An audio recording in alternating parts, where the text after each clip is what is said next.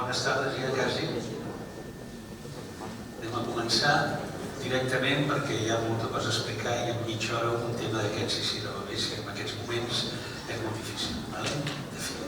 Bé, el primer que vull dir és que el cor del rei, les plagues més importants que tenim aquí a la nostra zona i malalties són aquestes dues columnes aquí.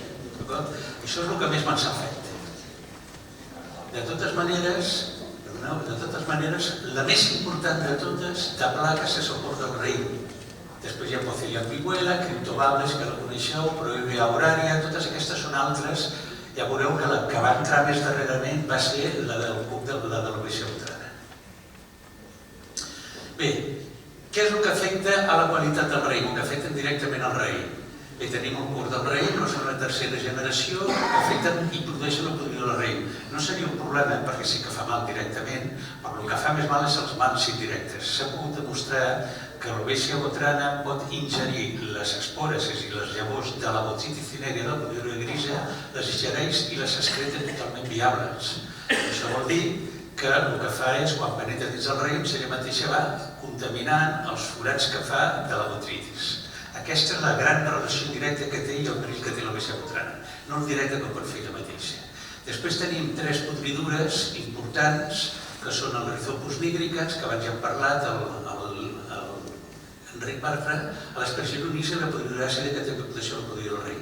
La cendrosa, quan fa ferides, per les ferides també entra quan trenca el gra del rei la podridura.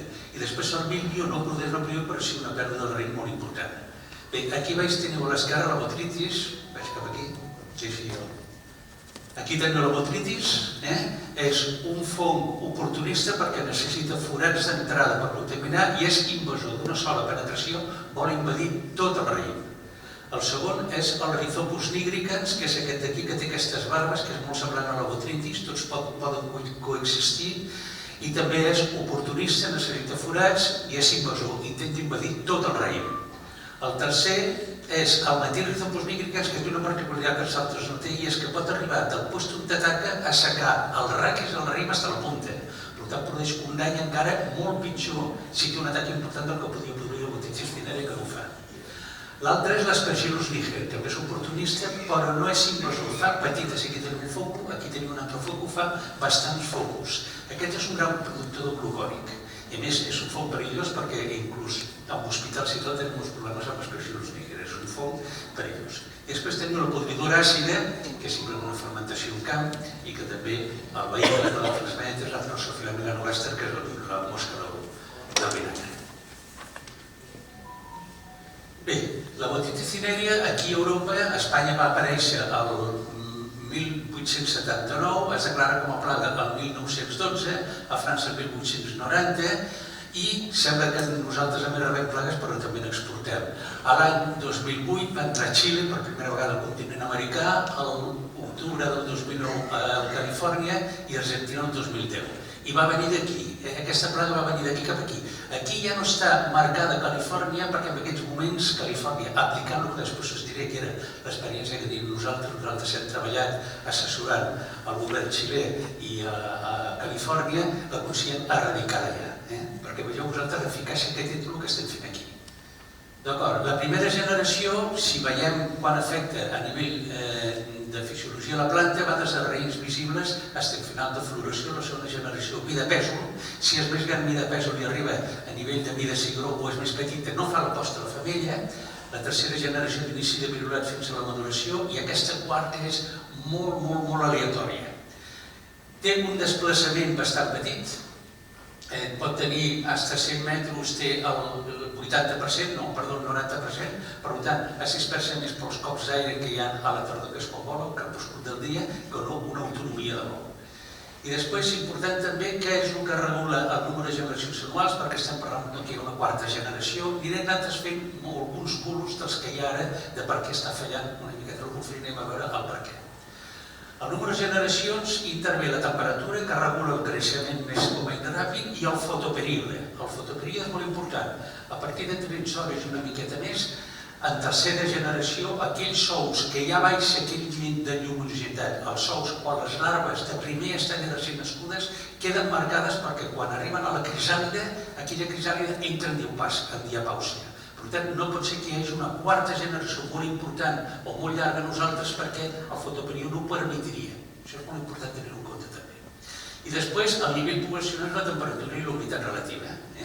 Tots sabeu, abans estàvem parlant, quan fèiem l'esmorzar, que anys d'una temperatura molt elevada i una humitat relativa molt baixa i una dessecació d'ous per deshidratació molt important.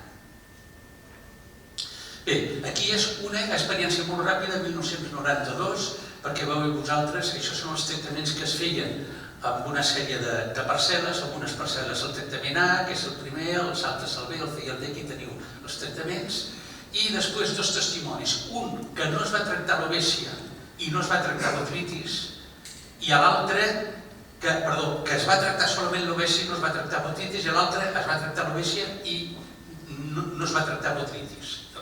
Fixeu-se que és exactament igual el nivell d'atac que hi havia, els números són molt semblants, que si has fet 1, 2, 3 o 4 tractaments, i si no fas cap tractament i tractes l'ovècia, també és exactament igual que els altres. L'únic tractament important és tractar l'ovècia en aquest any.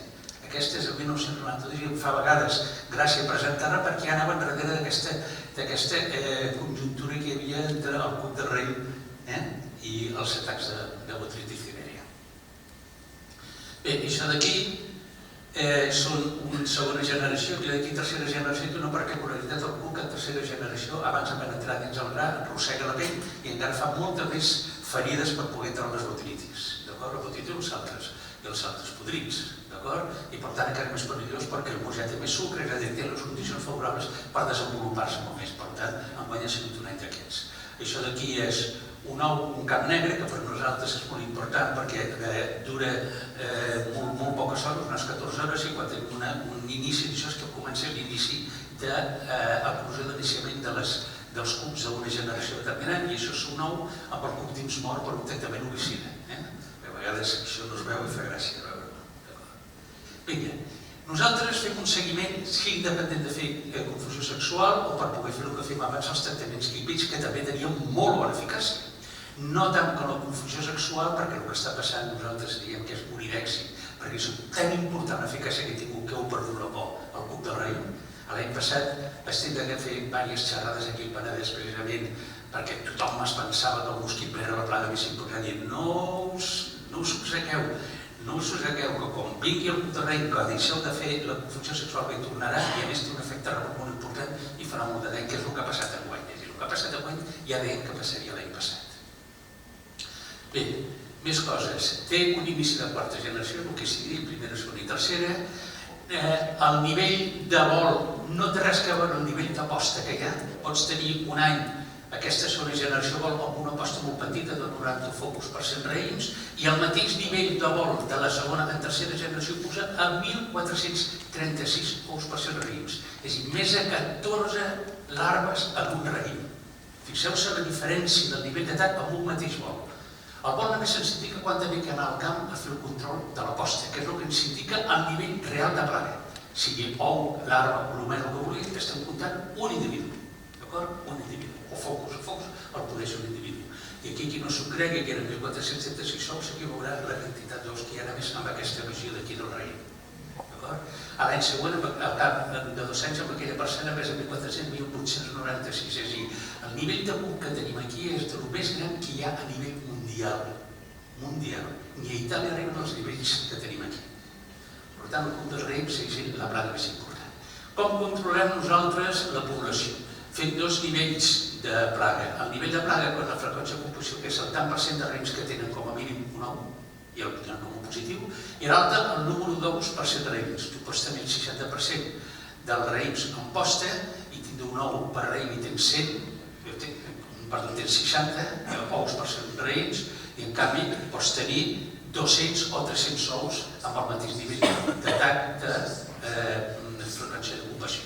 Per tant, és molt important. I després, quan sortim al camp, que realment quan donem a l'avís i veiem el nivell de plaga, primer diferenciem amb l'ou blanc. L'ou blanc és recint posat, després ja passa a color groc. Aquí teniu la forma ja del cuquet, aquí el teniu de color groc, després ve el Camp Negre, que és el que hem vist, està aquí, després ve l'oclusió, aquests aquí són els oclusionats, i després ja venen les penetracions, que és el que tens a llegir. Tot això és independent que fem confusió sexual, que fem tractaments químics. Sempre tenim que fer això, i això és una feina dels tècnics de les agrupacions de defensa vegetal i dels tècnics de sanitat vegetal. I que tots tenim que parlar el mateix idioma, perquè si a mi em truquen del Penedès, de Girona o de Lleida, jo pugui dir quin tant per cent de rius tens, quin tant per cent d'ous blancs, quin tant per cent d'ous negres, i de fer les hores de tractament. És inventar-nos, hem inventat un diàleg per poder aclarir tots amb el mateix nivell i el mateix nivell de control com està la plaga. Bé, respecte als productes. Abans hi havia el que nosaltres donàvem solament un avís de tractament, que era la màxima oclusió, que hi havia tots aquests productes aquí que eren neurotòxics que després ja van caure. I després van anar apareixent productes que tenen menys impacte, etc. I avui dia estem amb aquests productes aquí. Aquests productes aquí, l'espinetoramia ha caigut i cada vegada en tenim menys. En aquests moments tenim 96 productes registrats comercials d'aquestes matèries actives, perquè cada casa hi pot donar el seu nom. El mes de juny caduquen els 52, per tant, el 54,2% caduquen. Això no vol dir que no renovin, però caduquen. És a dir, hi ha un moviment al registre de productes fitosanitaris espectacular, d'acord? I això també és una problemàtica que tenim. No recomanem piratrines perquè produeixen problemes d'àcars i nosaltres no volem permetre. Ja fa molts anys que no recomanem a cap lloc de l'estat espanyol piratrines. Hi ha la cipermetina, deltametina, la nacialotina submarrato, que no la recomanem perquè no la necessitem. Ja tenim altres productes i tenim una confusió sexual. I després perquè veieu com ha anat disminuint el nivell global a Europa.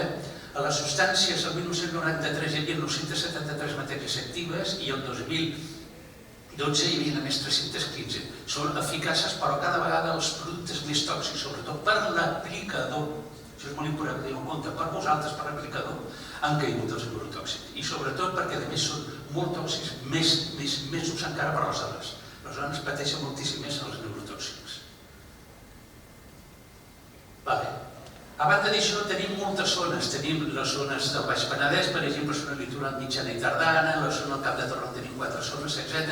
I a cada zona donem els avisos de tractament, inici de vol per fer un tractament, l'aposta per fer els productes homicides, l'inici d'oclusió i la màxima oclusió ja no la fem. Doncs bé, fixeu-se que en 18 zones al Camp de Tarragona, a la província de Tarragona, donàvem 144 avisos, només pel cup del raïm. I allà avisem Presseguers, Horta, Avellaner, Ametller, només pel cup del raïm donàvem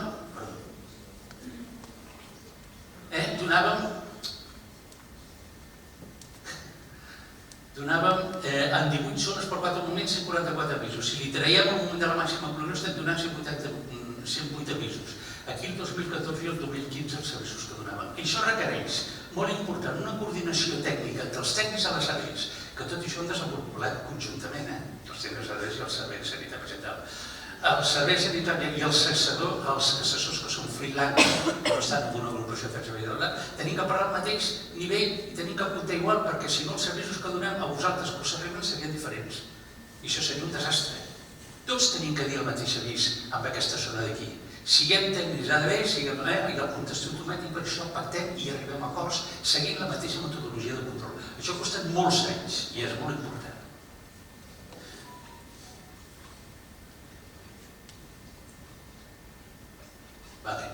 Bé, aquí són totes, inclús aquí fem a cada zona tots els avisos als pobles, enviem als pobles el contestador automàtic, enviem a mig al Cap de Tarragona i no sé quants mils de correus electrònics enviem només a la zona de Tarragona. Vull dir que un ho rebeu a casa vostra els avisos. És que aquí no es vulgui enterar quan no vol fer un tractament perquè no li dóna gana, perquè és impressionant la distribució que té això. Bé, a més hi ha un problema molt afegit. Fixeu-se, això és el 2009 i això és el 2014. Només mirem a l'inici d'oclusió. A l'avís del tractament d'aquí, que és la vegada que es va donar més aviat de tots aquests anys, i el 2014 hi ha 22 dies de diferència. D'acord? Aquí hi ha 20 dies de diferència a la màxima oclusió. Si no serveix allò de la lliurital, cada any s'ha fet el seguiment, perquè cada any el moment de tractament és diferent. Fixeu-se que no hi ha només aquest, i aquí són 13 dies d'osso respecte a l'any 2009. I a més, des de la part més primerenca del Baix Penedès, que han donat l'inici d'oclusió l'any 2014, el 23-25 de juliol, fins a la Conca Barberà, la zona més tardana, 35 dies. dies, és a dir, 35 dies gravant avisos només del cub del raïm. Vosaltres sabeu la feinada tècnica que és això, és impressionant.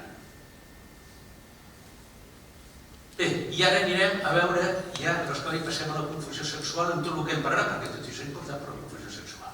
Les condicions necessàries per lluita de precisió, perquè aquí s'ha parlat de precisió, la lluita del cub del raïm. Primer s'ha de conèixer la plaga molt bé i la relació entre la zona primerenca, la mitjana i la tardana de cada zona, per donar els avisos a cada moment, inici de vol, inici d'oclusió, el producte suïcides, etc. Un bon control de materials i necessitem trampes sexuals molt bones per poder fer el seguiment de les que són bàsiques, les trampes sexuals. La col·locació, la distribució a totes les zones de cultiu, el mètode de seguiment, que és el que hem dit ara, l'idioma tècnic, que també l'he dit que és molt important entre tots els tècnics perquè vosaltres tingueu els avisos sense contradiccions. I la coordinació dels avisos en la estació d'avisos, etc., per exemple, el butlletí d'avisos, contestadors automàtics, email, la web, els portals d'internet, surten aquests avisos per tot arreu. Per tant, necessitem que no hi hagi contradiccions i que el moment que diem tot sigui realment l'important. Respecte a la confusió sexual, de l'any 2006 al 2017 va pujar de 8.000 hectàrees a 70.000 hectàrees el 2017, ara ja s'ha disparat moltíssim. I a Europa també va passar el mateix, i les que estan més a l'edat del 2017 eren Alemanya i Espanya amb 70.000 hectàrees cada una. Avui dia són moltes més, no? Ja no qüestionem ningú la confusió sexual. Vam provar moltíssimes coses, vam provar molts tipus de difusors, que no m'hi posaré ara per aquest tema, però al principi que parli de la confusió sexual va ser una bogeria, treballant moltíssim amb aquest tema. Bé, les primeres subvencions al principi de la confusió sexual anaven a comptes propis dels governs autonòmics. Després, aquí a Catalunya va començar la PAC, aprofitant els ajuts locals que hi havia dels ajuts agroambientals quan els sistemes alternatius de lluita química amb els famosos PDR.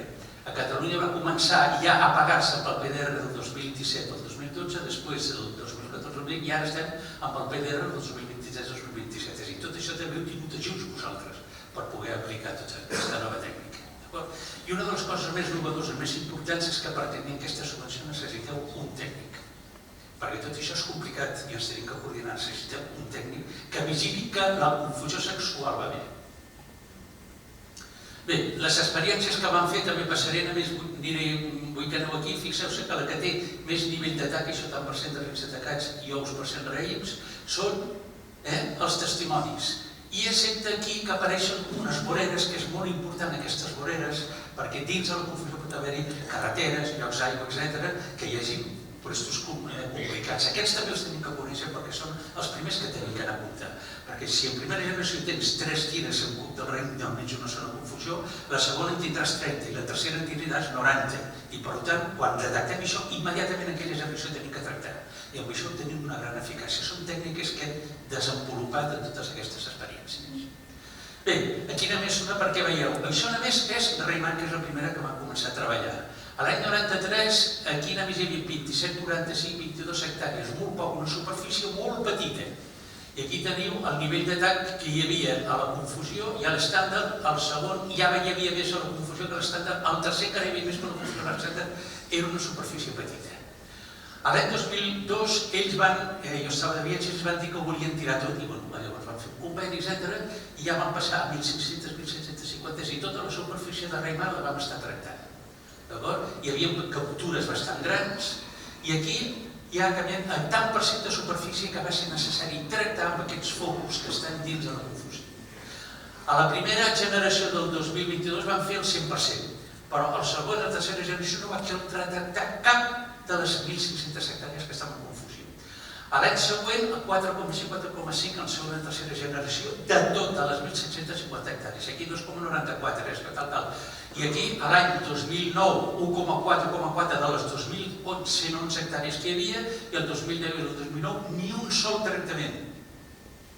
Una eficàcia brutal. Tot això anem avançant i anem donant conceptes que nosaltres ja estem utilitzant i que ens han ajudat a entendre que la confusió sexual és el millor mètode avui dia per controlar aquesta plaga.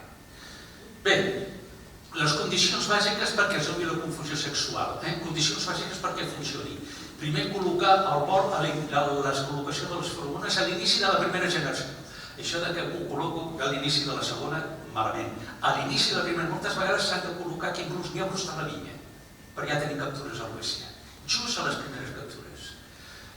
La correcta col·locació, la part de dalt, el rem perquè pesa més que l'aire, llavors el núvol de feromona baixa, recular a la blocada més alta que hi hagi, i una distribució homogènia, és a dir, tu tens tants ceps, t'has calculat 500 o el que sigui, tu vas escassos i dius, bueno, cada tant cep no me toca un i fas una distribució homogènia. I després una càrrega suficient, i això s'ha discutit moltíssim. El que és cert és que Llorati, que és un tècnic italià, va treballar fa anys aquesta cosa que la confusió té que tenir un mínim de 25 mil·ligrams hectàrea i hora perquè funcioni durant tota la campanya. No és el mateix el mes d'abril que el maig, el juny, el juliol, 25 mil·ligrams hectàrea i hora perquè realment hi hagi una confusió. La zona té que ser una superfície gran.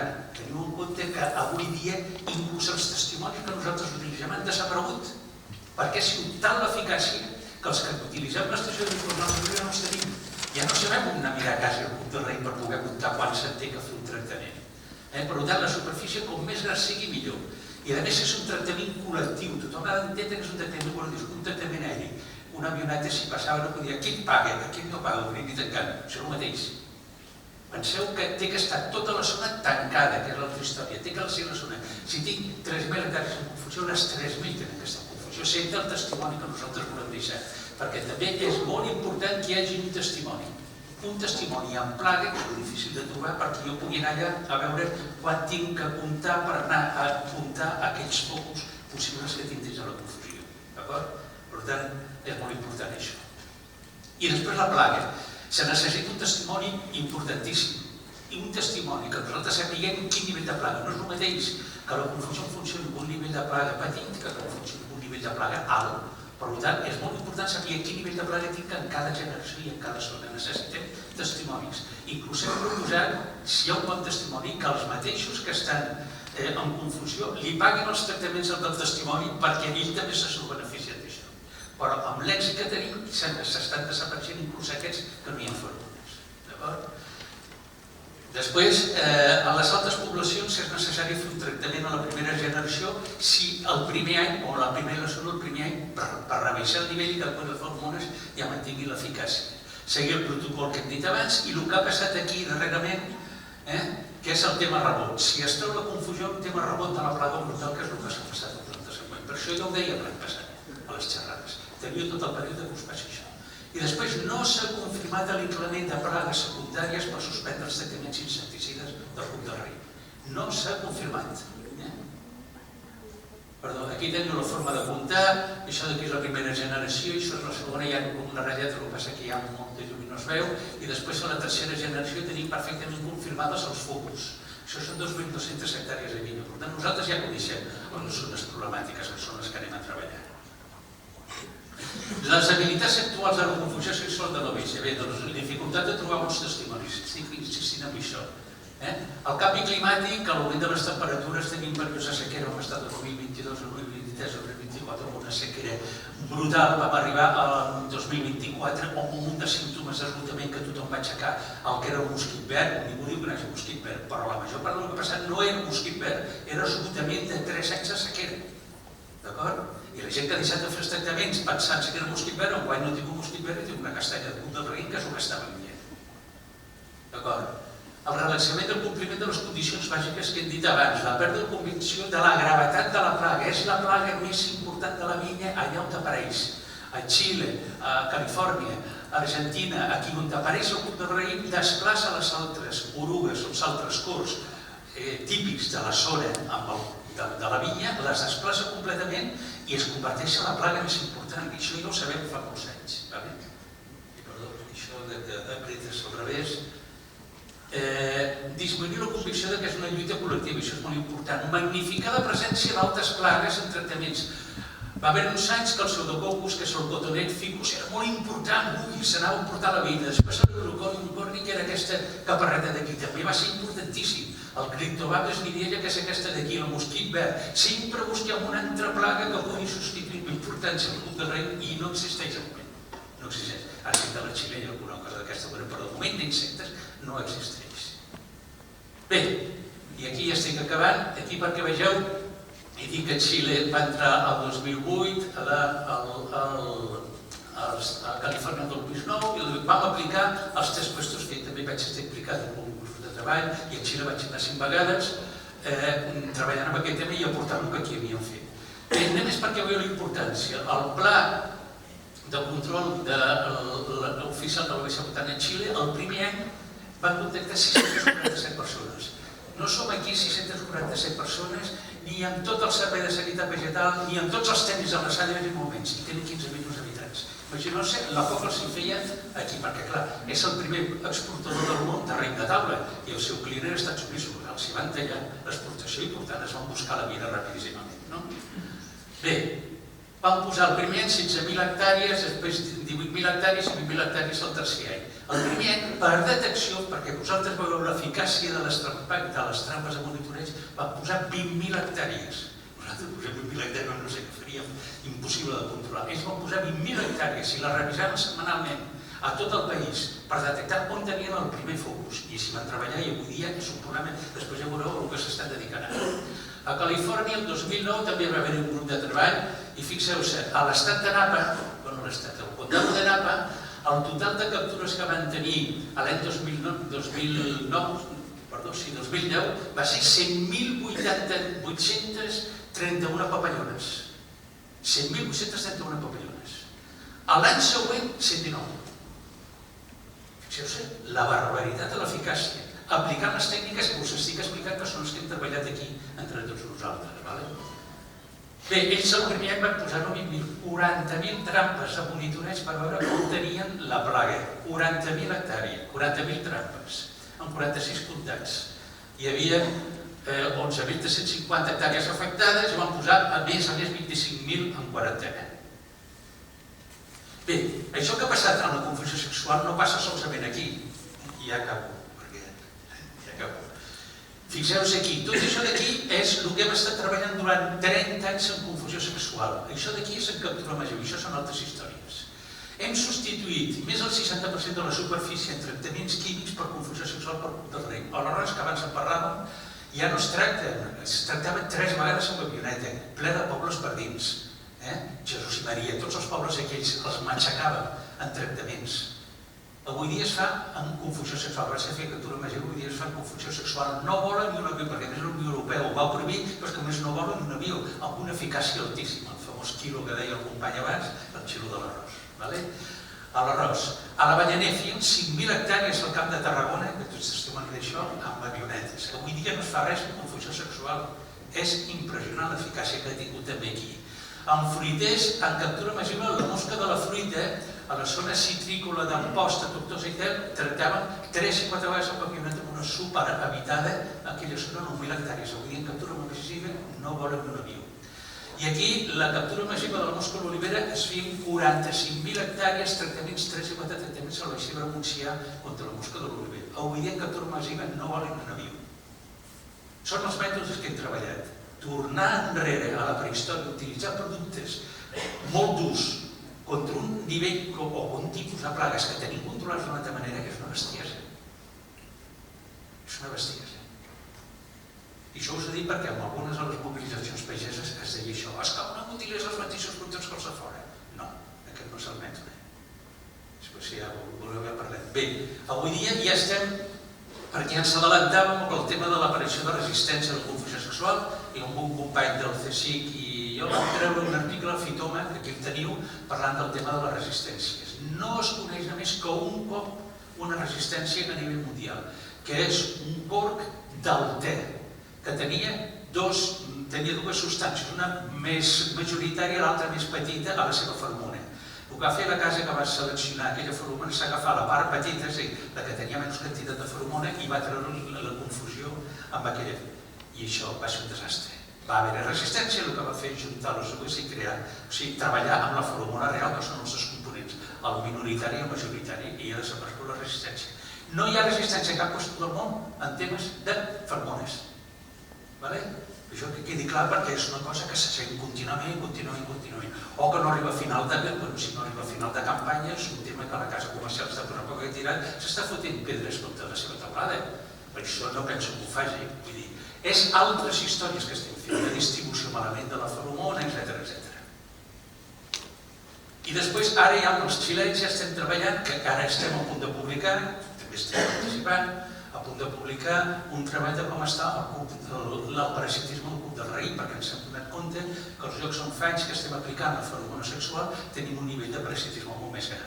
El 2017 van venir, és un minut i acabo, el 2017 van venir un grup de xilens que tenim contacte perquè vaig treballar com a xilè, i van venir aquí, no sé què, i volien recuperar aquest insecte d'aquí perquè volien fer cria i soltes a Xile, perquè ningú s'ha dedicat a fer la cria amb un insectari d'aquest insecte paràsit del cuc del raïm. Aquí no havien treballat molt, hi havia estudis molt lloc, els vam dirigir amb uns companys a Itàlia, a la zona de Pisa, que ja tenen una zona on hi ha molt, una zona protegida, on hi ha molt aquesta plaga d'aquí, que és el matapoll famós, que té unes inflorescències aquestes aquí, i que hi havia un company nostre, l'Adrià Lugui, que havia demostrat el cicle biològic que es completava damunt d'aquesta planta de l'Ovella Botrana, cosa que no fa cap altre. Només ho fa amb el raïm. Doncs aquí complia tot el seu cicle biològic. A la qual van anar allà, van agafar un munt mils de larves al cuc del raïm, se'ls van portar a Xile, van fer sortir els paràsits, els van començar a criar amb un insectari, els deixaven, feien soltes. Al cap d'un any els recuperaven, és a dir, que havia passat tot l'hivern, cosa molt important, tornaven a fer soltes, l'any següent recuperaven una altra vegada i tal, però la cria amb aquell laboratori, una cria intensiva, havia baixat la seva eficàcia, volien refrescar genèticament la seva producció.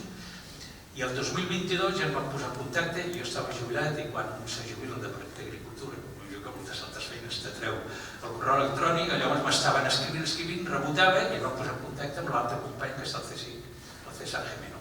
I em va dir, Gonzalo, que t'estan llamando, dic, vale, tal, ens van posar en contacte, ja vam organitzar viatges i avui dia tenen 3 anys de recuperació de larves amb aquest paràsit d'aquí, diferent del d'Itàlia, perquè ja és genèticament per ajudar a refrescar, i avui dia estan fent una altra vegada les soltes.